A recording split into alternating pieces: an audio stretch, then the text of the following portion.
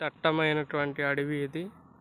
మరి డొంకరై మేము వెళ్తుండగా ఇక్కడ నైట్ అయిపోయింది. నైట్ అవుతుంది ఇప్పుడే. దట్టమైన అడవిలో ఉన్నాం. ఎందుకు ఆగామంటే ఇక్కడ బాటిల్ కింద పడిపోయినది. జాన్సన్ గారు పట్టుకుని ఉన్నారు.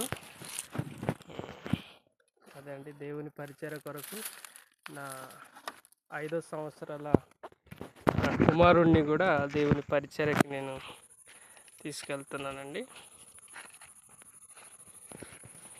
అయ్యో చూడండి, టాయిలెట్కి కూర్చుంటున్నాడు. ఇప్పుడే నైట్ అవుతుంది. అక్కడ మేము వెళ్ళేసరికి 8 అవుతుంది, నైట్ అవుతుంది. మొత్తం అడవిలోనే ప్రయాణం చేయాలి.